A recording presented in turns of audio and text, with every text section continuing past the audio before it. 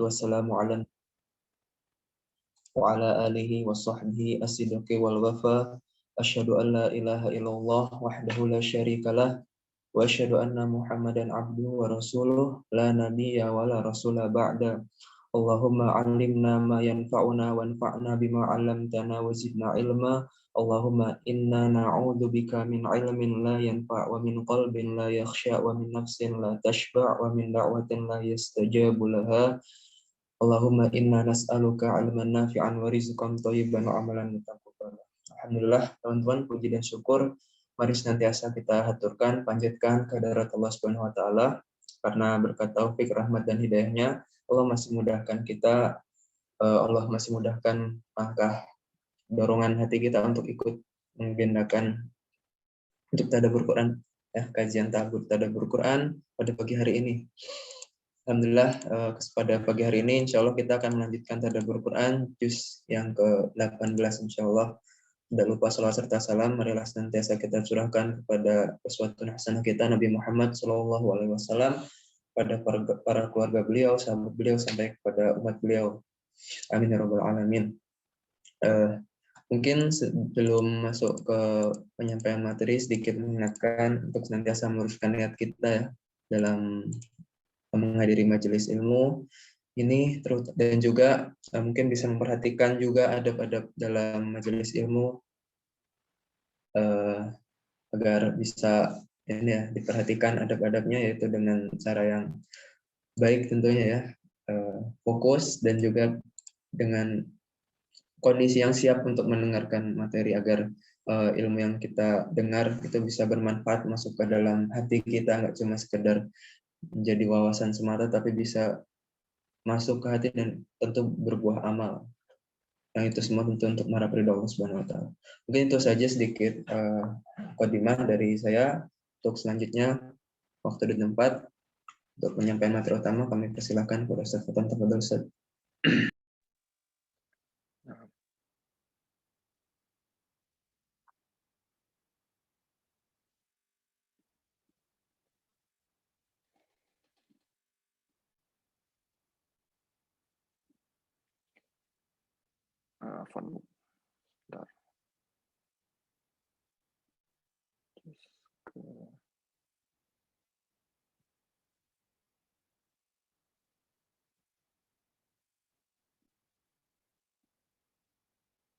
Sebentar.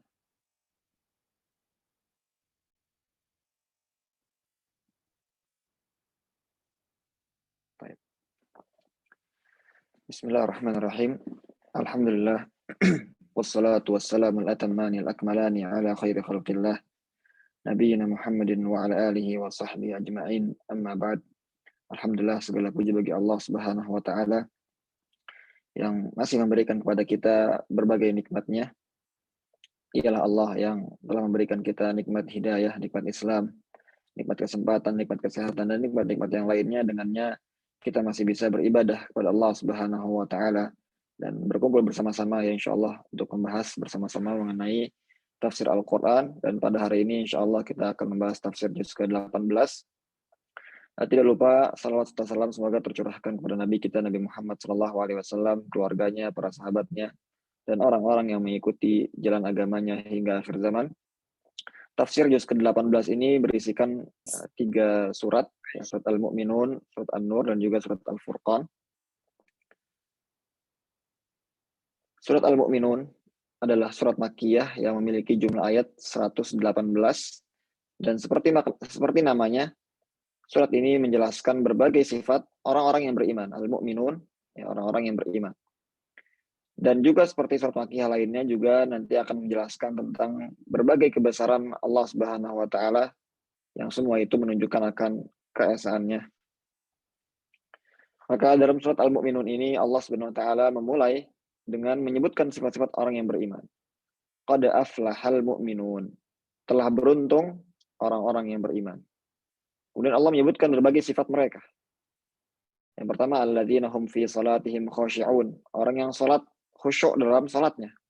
Orang yang khusyuk dalam salatnya, fokus, ya, pikirannya tidak kemana-mana, ya, namun dia khusyuk dalam salatnya.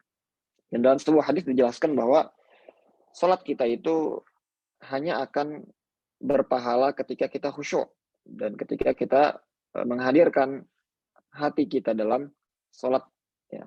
Dalam sebuah hadis Nabi SAW menjelaskan bahwa ada orang yang sholat namun hanya mendapatkan setengah pahalanya.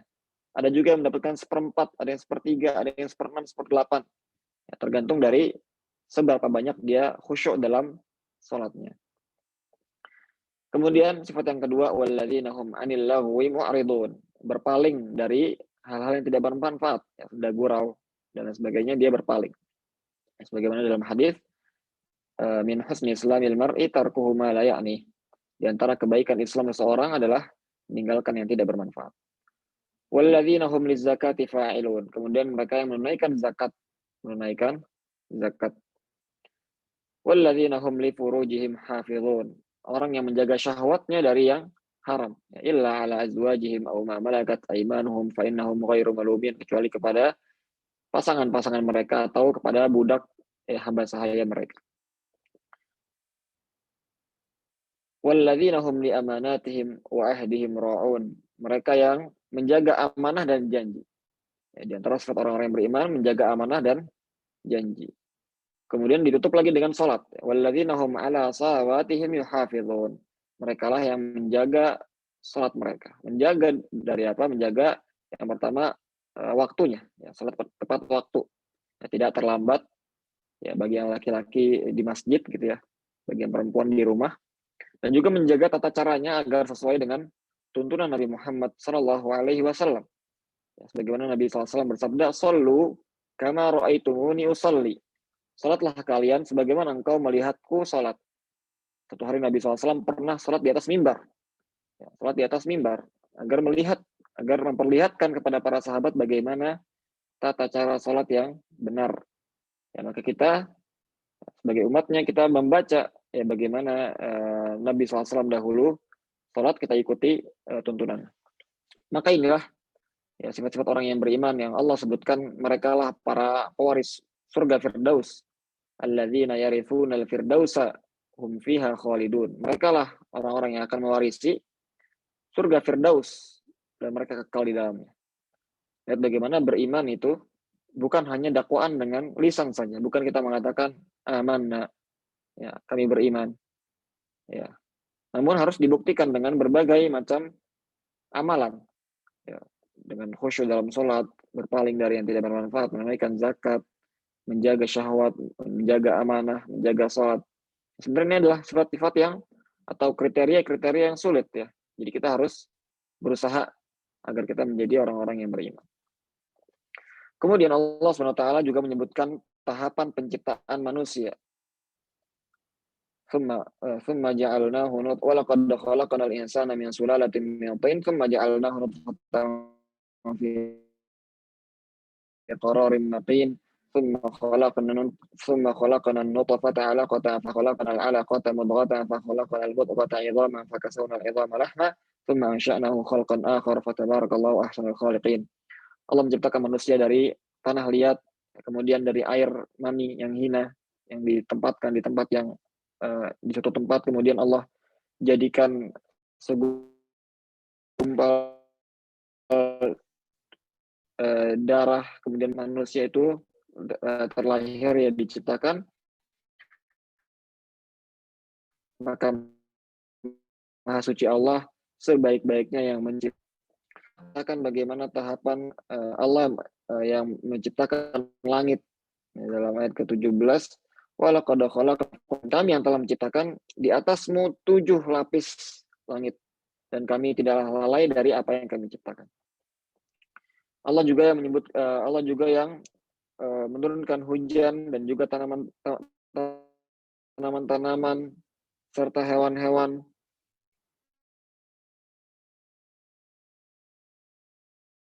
Semuanya menunjukkan kudrah Allah Subhanahu wa ta'ala dalam hari kiamat. Mengatakan bagaimana mungkin manusia yang sudah mati, sudah di kuburannya sudah menjadi tulang belulang, sudah terurai, kemudian bisa dibangkitkan kembali, dihidupkan kembali di hari kiamat. Mereka merasa heran. Padahal ya kalau kita melihat bagaimana kekuasaannya Allah, bagaimana Allah menciptakan kita dari tadinya tidak ada sama sekali. Kalau kita melihat bagaimana Allah menurunkan hujan, kalau kita melihat bagaimana Allah menciptakan langit 7 lapis tanpa adanya tiang, kalau kita lihat bagaimana Allah menurunkan hujan, kemudian tumbuh tanaman-tanaman dari tanah, ya, dari biji yang kecil menjadi pohon yang besar, serta bagaimana Allah menciptakan hewan-hewan, tentu kita tidak akan heran bahwa Allah Maha Mampu atas segala sesuatu, termasuk membangkitkan manusia di hari kiamat. Tsumma innakum yaumal qiyamati tub'atsun. Kemudian kalian di hari kiamat akan dibangkitkan.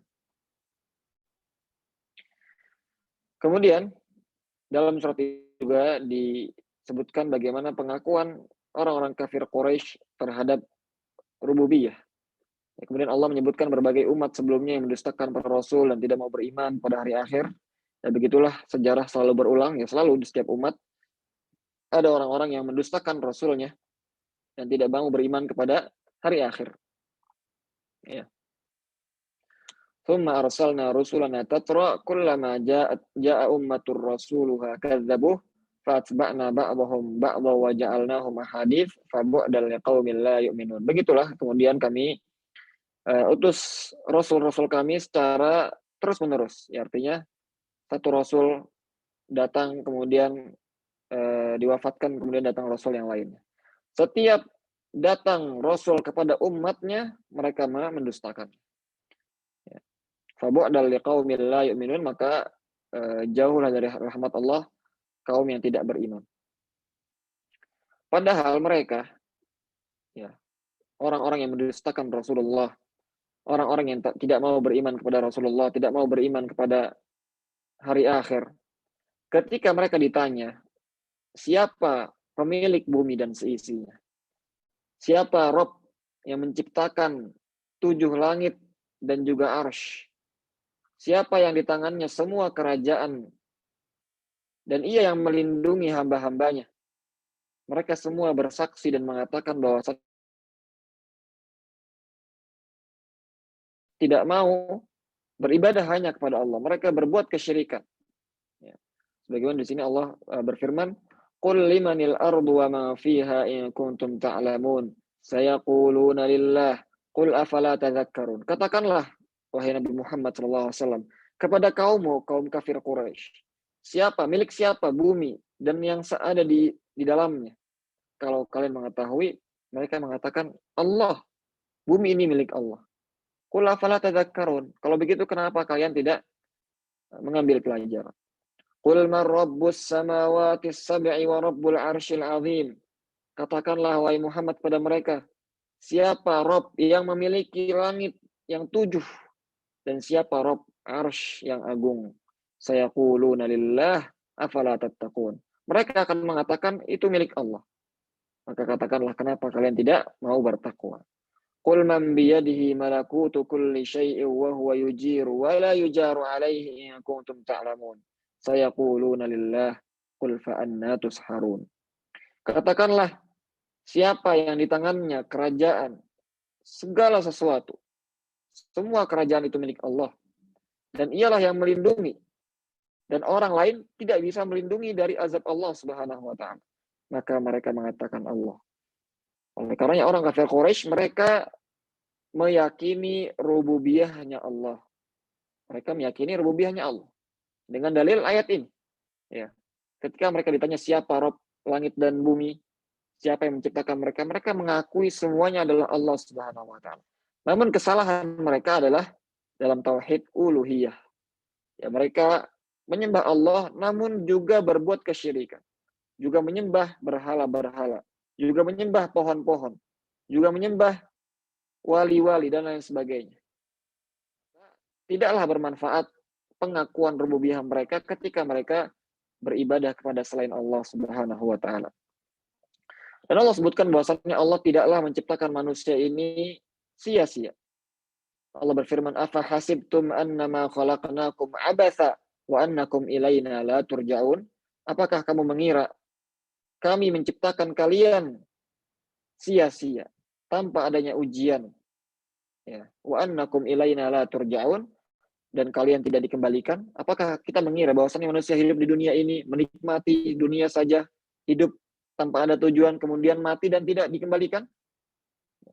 Fata'alallahul malikul haq, la ilaha illa huwa rabbul arsyil karim.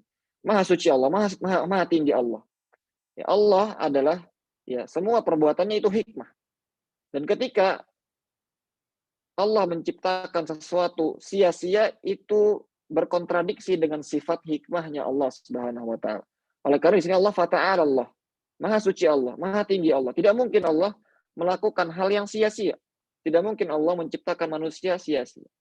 Pasti ada hikmah di baliknya, yaitu ujian agar manusia bertauhid. Ya. La ilaha illa huwa rabbul arsyil karim. Tidak ada Tuhan yang berhak disembah selainnya, ialah Allah, Rabb, pemilik arsy yang mulia. Dan juga agar menjauhi kesyirikan.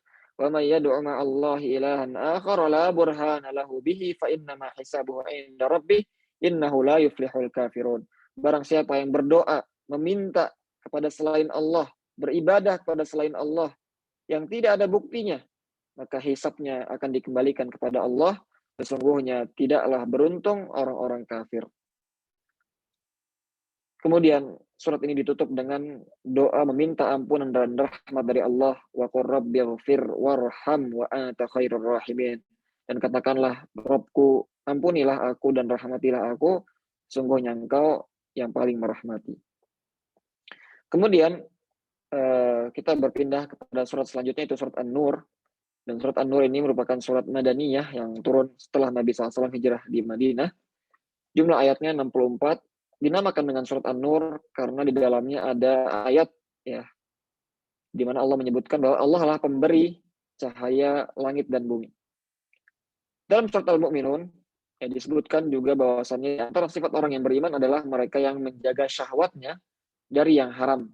Maka di surat An-Nur ini Allah sebutkan balasan bagi orang-orang yang tidak bisa menjaga syahwatnya, orang yang berzina, dan juga berbagai hukum terkait pernikahan dan juga perzinahan. Allah memulai bahasan surat An-Nur ini dengan menyebutkan hukuman dosa orang-orang yang tidak bisa menjaga syahwatnya, orang yang berzina. Allah menyebutkan bahwa hukuman di dunia, ini adalah had, atau hukuman di dunia, bagi orang yang berzina dan belum menikah adalah dicambuk 100 kali. Allah berfirman, Az-zaniyatu waz-zani fajlidu kulla wahidin minhuma mi'ata jaldah. Seorang pezina, baik laki-laki maupun perempuan, maka cambuklah dia 100 kali. Ya. Ini bagi yang belum menikah, yang belum pernah menikah. Ya. Adapun yang sudah pernah menikah, maka balasan di dunianya adalah rajam. Dan hukum rajam itu dahulu ada ayatnya dalam Al-Quran. Ya, dahulu ada ayatnya dalam Al-Quran. Namun ayat tersebut dinasakh, hurufnya saja, namun hukumnya tetap. Ya. Dan Nabi Muhammad SAW pun dahulu pernah merajam, ya, salah seorang sahabat yang berzina. Begitu juga para khulafaur rasyidin setelahnya, Abu Bakar, Umar, Utsman, Ali, semuanya menerapkan hukum rajam ini. Ya, sebagaimana Umar dalam satu hadis disebutkan, wa inna rajma waqi'un fi kitabillah. Dan bahwasanya rajam itu adalah hak dan terdapat dalam Al-Quran. Namun ketika itu dinasakh ayatnya, namun hukumnya tidak dinasakh. Jadi dalam Al-Quran itu ada ayat-ayat yang dinasakh atau dihapuskan hukumnya, namun ayatnya masih ada. Ada juga yang ayatnya dinasakh, dihapuskan, namun hukumnya masih ada, seperti ayat rajam ini. Kemudian Allah juga menyebutkan bahwasannya tidak boleh seseorang menikahi laki-laki atau wanita yang pezina sampai ia bertaubat.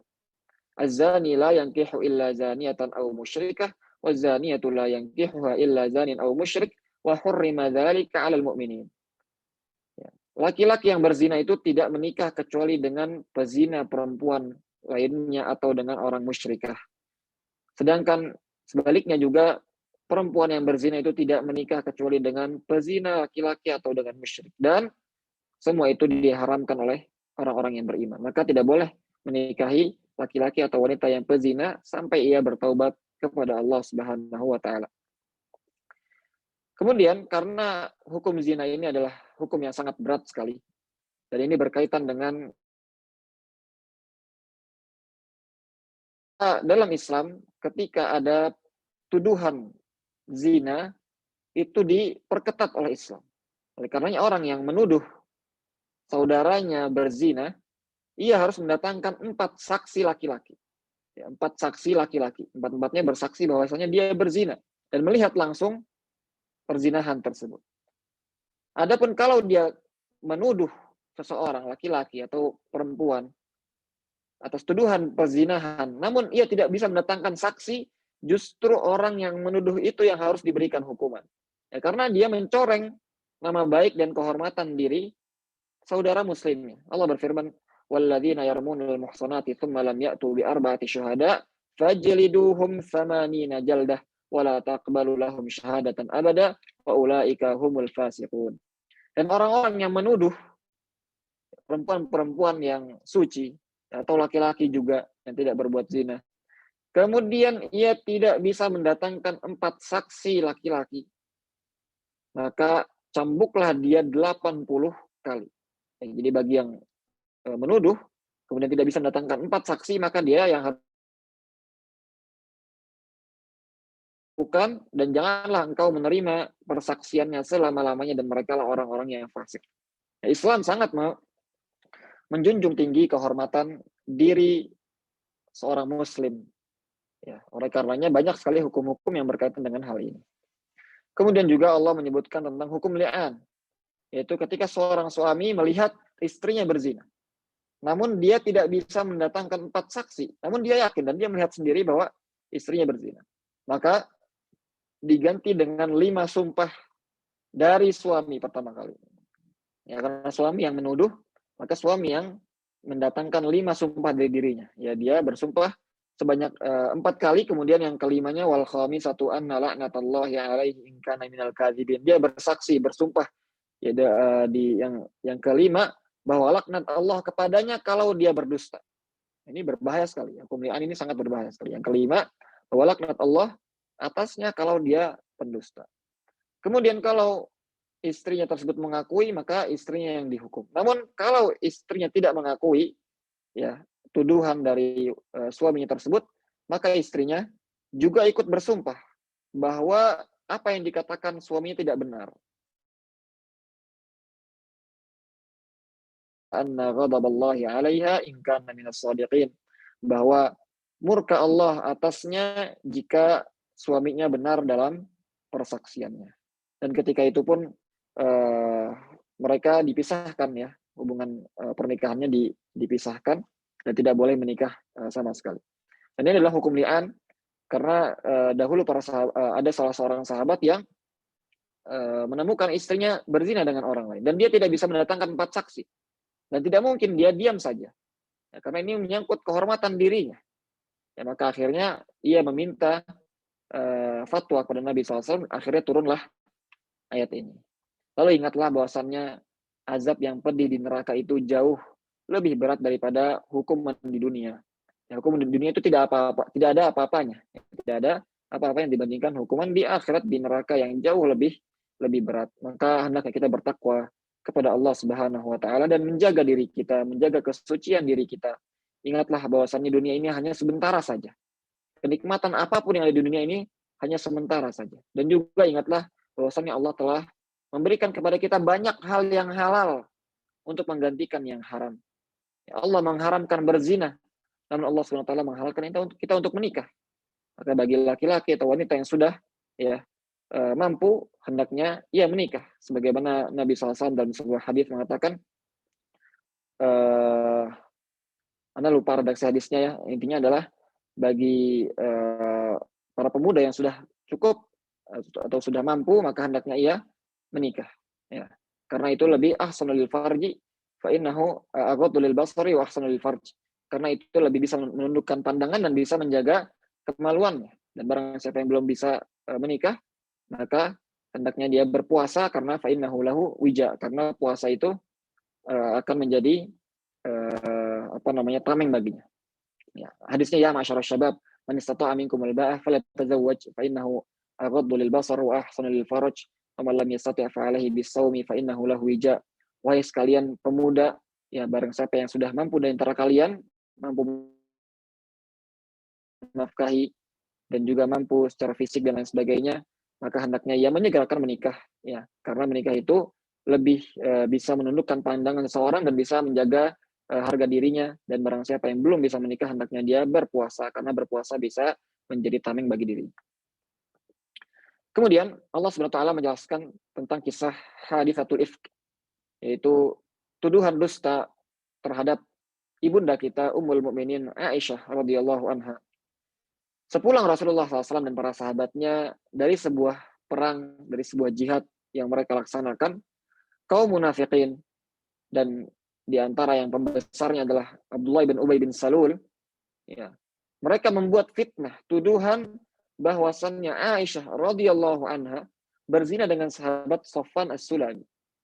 Maka kemudian kabar tersebut tersebar di kalangan para sahabat. Dan sebagian kaum muslimin ada yang termakan dengan fitnah tersebut, mempercayai fitnah tersebut. Maka kemudian Allah membela istri Nabi-Nya sallallahu alaihi wasallam wa radhiyallahu anha dengan ayat ini. Ya, innal ladzina ja'u bil ifki usbatum minkum la tahsabuhu syarran lakum bal huwa khairul lakum likulli imri'in minhum maktasaba min al-itsm walladzi tawalla kibrahu minhu innahu adzabun alim, adzabun azim. Sesungguhnya orang-orang yang datang dengan ifk, al-ifku adalah tuduhan dusta, ya, kedustaan atas istri Nabi Shallallahu Alaihi Wasallam. Dan kemudian Allah SWT menyebutkan berbagai nasihat-nasihat yang berkaitan dengan hadisatul ifk ini. Yang pertama, seharusnya ketika mereka mendengarkan fitnah dan tuduhan ini, seharusnya mereka husnudzon, berprasangka baik kepada kaum muslimin, terutama kepada istrinya Nabi Muhammad SAW. Allah berfirman, laula idz sami'tumuhu dhanna al-mu'minuna wal mu'minatu bi anfusihim khaira wa qalu hadza ifkum mubin. Kalaulah mereka ketika mendengarnya, mereka berhusnudzon kepada kaum muslimin dan muslimat, ya. Dan mereka mengatakan ini adalah pendustaan yang nyata. Tidak mungkin Allah Subhanahu wa taala, ya, tidak mungkin seorang istri Nabi, ya, berzina, tidak mungkin, ya. Ini adalah istri Nabi kita Nabi Muhammad sallallahu alaihi wasallam. Allah menjaga rumah tangga Rasulullah sallallahu alaihi wasallam. Dan juga Allah menyebutkan bahwa jika tuduhan mereka benar, seharusnya mereka mendatangkan saksi. Karena hukum Islam, ketika seseorang menuduh atas perzinahan, hendaknya mereka mendatangkan saksi. Karena kalau tidak, itu hanya sebuah tuduhan semata saja. Laula ja'u bi arba'ati syuhada fa idz lam ya'tu bi syuhada'i fa ulaika indallahi humul kadzibun. Hendaknya mereka mendatangkan saksi. Kalau mereka tidak bisa mendatangkan saksi, merekalah yang berdusta. Dan juga Allah menyebutkan bahwasannya berkata tanpa ilmu itu merupakan dosa yang besar, bukan sebuah hal yang ringan. Idz talaqawnahu bi alsinatikum wa taquluna bi afwahikum ma laysa lakum bihi ilm wa tahsabunahu hayyinan wa huwa indallahi 'azim. Engkau mengatakan dengan lisan-lisanmu memiliki ilmu terhadapnya, dan engkau mengira hal tersebut ringan, namun sesungguhnya hal tersebut sangat bahaya dan sangat besar di sisi Allah Subhanahu wa taala. Dan seorang mukmin tidaklah pantas berbicara hal-hal yang seperti ini, apalagi ini berkaitan dengan rumah tangga Rasulullah sallallahu alaihi wasallam. Allah berfirman, laula idz sami'tumuhu qultum ma yakunu lana an natakallama bihadza subhanaka hadza buhtanun 'adzim. Kalaulah ketika mereka mendengarnya, mereka mengatakan tidak pantas kita membicarakan hal ini, membicarakan tentang keluarga Rasulullah SAW dan rumah tangganya, dan mereka mengatakan, Maha suci Allah, sungguh ini merupakan yang berbahaya.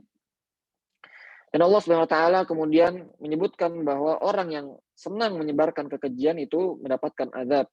Innal ladzina yuhibbuna an tasyi'al fahsyatu fil ladzina amanu lahum adzabun alimun fid dunya wal akhirah. Sesungguhnya orang-orang yang senang hal yang keji itu tersebar di antara orang-orang yang beriman, maka mereka mendapatkan azab yang pedih. Maka itu pun berlaku kepada kita sekarang, ya, di media sosial ini. Ketika kita mendapatkan sebuah berita, apalagi sebuah berita yang tidak bagus, ya, sebuah berita tentang hal yang keji, tersebut. Jangan sampai kita termasuk dalam ayat yang ini. Kemudian setelah itu Abu Bakar radhiyallahu anhu, bapaknya Aisyah radhiyallahu anha, bersumpah tidak akan menafkahi Mistah, karena Mistah itu adalah salah seorang kerabat beliau, ya, salah seorang kerabat beliau yang juga termakan dengan fitnah haditsatul ifki ini, sehingga dia juga mempercayai tuduhan tersebut. Maka Abu Bakar bersumpah tidak akan menafkahi Mistah, karena sebelumnya Abu Bakar selalu menafkahi dia. Namun kemudian Allah memberi nasihat kepada Abu Bakar, ya, untuk memaafkannya. Wala ya'tali ulul fadli minkum wasa'ati ayyutu ulil qurba wal masakin wal muhajirin fi sabilillah wal ya'fu wal yasfahu ala tuhibbuna ayyaghfirallahu lakum wallahu ghafurur rahim. Hendaknya kalian saling memaafkan. Ya. Apakah kalian tidak ingin agar Allah mengampuni kalian? Allah lah yang Maha Pengampun lagi Maha Penyayang. Maka sebagaimana kita mau diampuni oleh Allah dan dimaafkan dosa-dosa kita oleh Allah, hendaknya kita juga memaafkan kesalahan orang lain kepada kita. Dan juga Allah menyebutkan bahwasannya pasangan adalah cerminan diri kita. Allah berfirman, al-khabithatu lil-khabithina wal-khabithuna lil-khabithat wat-tayyibatu lit-tayyibina wat-tayyibuna lit-tayyibat. Perempuan-perempuan yang buruk itu untuk laki-laki yang buruk, dan laki-laki yang buruk untuk perempuan yang buruk. Sedangkan perempuan-perempuan yang thayyib, yang baik, itu untuk laki-laki yang juga baik, dan laki-laki yang baik itu untuk perempuan yang baik. Maka barang siapa yang hendak, ya, atau ingin memiliki pasangan yang baik, hendaknya ia menjadi pribadi yang baik juga, karena pasangan adalah cerminan diri kita. Kemudian Allah SWT menyebutkan bahwa Allah lah pemberi cahaya langit dan bumi. Ini adalah karena ayat inilah surat ini dinamakan dengan surat An-Nur, yang artinya cahaya. Allah berfirman dalam ayat 35, Allahu nurus samawati wal ard. Allah lah pemberi cahaya kepada langit dan bumi.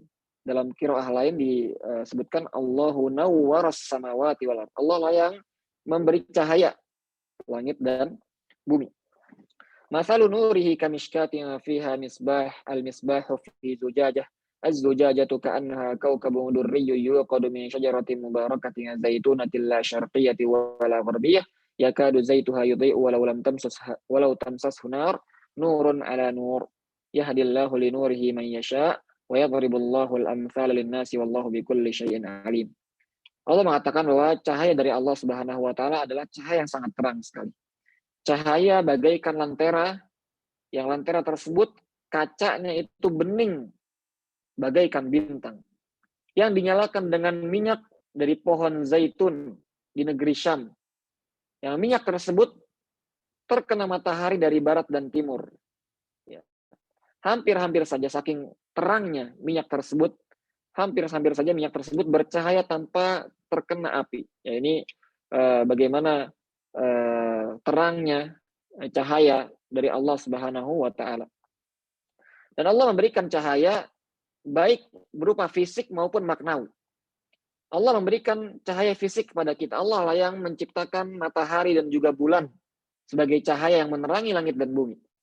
Juga Allah yang memberikan cahaya maknawi kepada kita berupa hidayah kepada orang-orang yang beriman. Allah pertama menjadikan fitrah manusia itu fitrah yang lurus. Ya. Fitrah yang lurus, yang sesuai dengan tauhid, sesuai dengan agama Islam sebelum diberikan hidayah. Sehingga hal tersebut menjadi cahaya di atas cahaya. Cahaya keimanan di atas cahaya fitrah. Bagi siapa saja yang ia kehendaki. Nurun ala nur. Inilah nikmat yang Allah berikan kepada kita. Hendaknya kita mensyukurinya. Allah memberikan kita cahaya keimanan di atas cahaya fitrah. Ya. Sebaliknya, orang-orang yang kafir, yang Allah Subhanahu wa taala tetapkan mereka sebagai orang-orang yang tidak mau beriman kepada Allah karena dosa dan juga kesombongan di hati mereka. Allah sebutkan bahwa amalan mereka itu akan sia-sia dan tidak akan dibalas di hari kiamat. Seperti orang yang melihat fata morgana. Walladzina kafaru a'maluhum kasarabim biqi'ati yahsabuhu adh-dhama'anu ma'a hatta idza ja'ahu lam yajidhu syai'an wa wajadallahu 'indahu fawaffahu hisabah wallahu sari'ul hisab.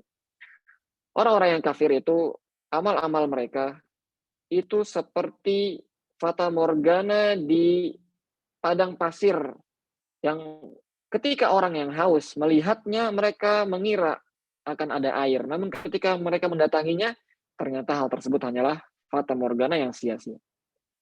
Dan juga Allah berikan perumpamaan bahwa mereka berada dalam kegelapan, di atas kegelapan, di atas kegelapan.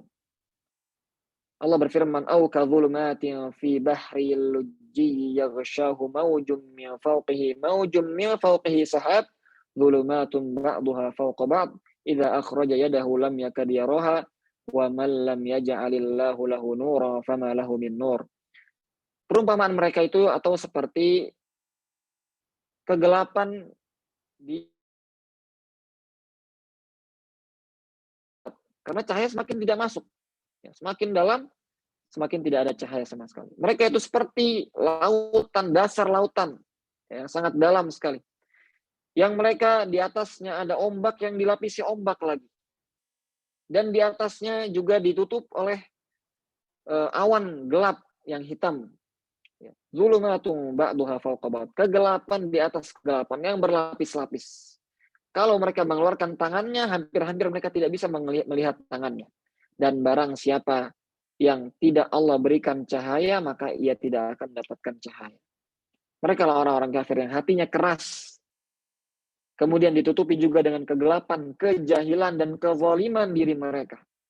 Sehingga mereka tidak diberikan cahaya oleh Allah Subhanahu wa Ta'ala. Dan kita berdoa kepada Allah, semoga Allah memberikan kita cahayanya di dunia dan juga di akhirat nanti. Kemudian yang terakhir, surat Al-Furqan, surat Makkiyah, jumlah ayatnya adalah 77. Dan surat Al-Furqan ini merupakan salah satu di antara nama Al-Quran. Ya, di antara nama Al-Quran adalah Al-Furqan. Ya. Syahrul Ramadan alladzi unzila fihi al-Qur'anu hudal linnas wa bayyinatin minal huda wal furqan. Al-Furqan artinya adalah membedakan antara yang hak dengan yang batil. Membedakan antara yang halal dan haram. Membedakan antara hidayah dan kesesatan. Membedakan antara orang-orang yang beriman yang bahagia dengan orang-orang kafir yang sengsara. Ini adalah Al-Quran Al-Furqan yang membedakan dua kubu manusia. Dan juga dalam surat ini dijelaskan dua golongan manusia. Al-Furqan membedakan dua golongan manusia. Yang pertama adalah orang kafir yang senantiasa kufur. Yang kedua adalah golongan ibadur rahman, hamba-hambanya Allah yang maha pengasih, yang senantiasa beribadah kepada Allah. Maka di awal surat Al-Furqan ini, Allah menjelaskan bagaimana kekufuran orang-orang yang tidak mau beriman kepada Allah Subhanahu wa Ta'ala. Allah mulai surat ini dengan menyebutkan kesucian dirinya. Tabarakalladzi nazzala al-Furqan. Maha suci Allah yang menurunkan Al-Furqan ala abdihi liyakuna lil alamin nadhira, kepada hambanya agar menjadi peringatan bagi alam semesta. Dan Allah menyebutkan bahwa bahwa Allah tidak memiliki anak maupun sekutu, dan Allah yang menciptakan serta mentakdirkan sesuatu. Alladzi lahu mulkus samawati wal ard wa lam yattakhidh walada wa lam yakul lahu syarikun fil mulk wa khalaqa kulla syai'in faqaddarahu taqdira. Ialah Allah yang miliknya kerajaan langit dan bumi, dan ia tidak memiliki anak serta tidak memiliki sekutu dalam kerajaannya, dan ialah yang menciptakan segala sesuatu dan mentakdirkannya. Kemudian Allah menyebutkan berbagai kekufuran orang-orang yang kafir, diantaranya mereka menyembah makhluk yang lemah, yang diciptakan, yang tidak bisa menciptakan. La yakhluquna syai'aw wa hum yukhlaqun. Mereka tidak bisa menciptakan sesuatu, bahkan mereka sendiri diciptakan. Maka mana mungkin sesuatu yang diciptakan itu bisa disembah atau berhak disembah. Dan mereka menuduh bahwasanya Al-Quran hanyalah karangan Rasulullah SAW. Wa qalu asatirul awwalina iktatabaha fahiyatumla alaihi bukrata wa asila. Mereka mengatakan Al-Quran ini hanya dongeng-dongeng nenek moyang yang orang terdahulu yang dibuat-buat oleh Rasulullah. Maka Allah bantah mereka. Qul anzalahu alladhi ya'lamu sirra fis samawati wal ard innahu kana ghafurur rahima. Katakanlah bahwasannya Allah lah yang menurunkan Al-Quran. Diturunkan oleh Allah yang mengetahui yang nampak maupun yang tersembunyi di langit dan bumi. Dan mereka orang-orang yang kafir juga heran akan diutusnya Rasul dari seorang manusia biasa. Bahkan mereka menuduh Rasulullah senantiasa mengutus Rasul dari manusia, dari kaumnya sendiri, agar menjadi ujian bagi manusia apakah mereka beriman atau tidak. dan mereka pun juga mendustakan hari kiamat, ya, mendustakan hari kiamat. Bal kadzabu bis-saa'ah wa a'tadna liman kadzdzaba bis-saa'ati sa'ira. Dan bahkan mereka mendustakan hari kiamat, dan kami siapkan bagi siapa saja yang mendustakan hari kiamat neraka sa'ir, neraka sa'ir. Wal billah. Ini adalah golongan yang pertama, dan insya Allah kita akan bahas lanjutan dari surat Al-Furqan ini di golongan yang kedua, golongan ibadur rahman. Juz ke-19. Demikian yang Ana bisa sampaikan. Jika ada kesalahan maka Ana mohon maaf. Hadza wa sallallahu ala nabiyina Muhammadin walhamdulillahi rabbil alamin. Ana kembalikan kepada moderator. Baik, jazakallah khairan Ustaz atas penyampaian materinya. Mungkin sedikit review ya terkait materi. Dijelaskan bahwa dalam juz 18 ini terbagi menjadi 3 surat, yaitu surat Al-Mu'minun, surat Al-Furqan, dan juga surat An-Nur ya, surat An-Nur, kemudian surat Al-Furqan ayat 1 sampai 20. Dalam surat Al-Mu'minun dijelaskan bagaimana sifat-sifat orang yang beriman, yaitu diantaranya berusaha untuk senantiasa menjaga syahwatnya dari hal-hal yang haram. Kemudian penjelasan bagaimana pengakuan orang-orang kafir Quraisy terhadap rububiyah Allah, bahwa sesungguhnya ternyata orang-orang kafir itu mereka mengakui bahwa Allah adalah yang maha menciptakan, maha kuasa atas segala sesuatu, namun yang menyebabkan mereka kafir adalah mereka tidak mau untuk menyembah Allah semata. Kemudian di surat An-Nur dijelaskan bagaimana hukuman bagi orang yang tidak mampu, tidak mau, diantaranya. Kemudian juga dijelaskan bagaimana kisah hadisatul ifki, yaitu bagaimana kisah Ummul Mukminin Aisyah radhiyallahu anha yang dituduh berzina ya. Maka hendaknya dari pelajaran ini kita bisa mengambil hikmah, harus sentiasa husnuzon kepada orang kaum mukminin. Kemudian jangan sampai kita berbicara tanpa adanya orang-orang kafir, bagaimana berbagai perbuatan kufur orang-orang kafir, yaitu menyembah dongeng semata hanya dikarang oleh Rasulullah dan yang lainnya, mendustakan hari kiamat dan yang lainnya.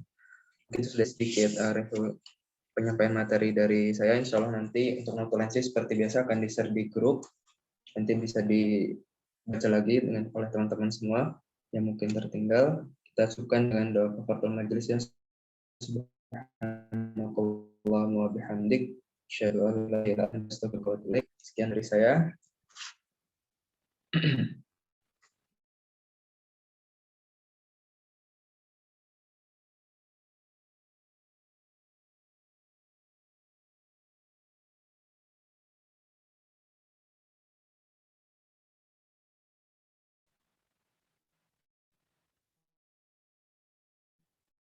Kalian jangan lupa dimatikan recordnya ya.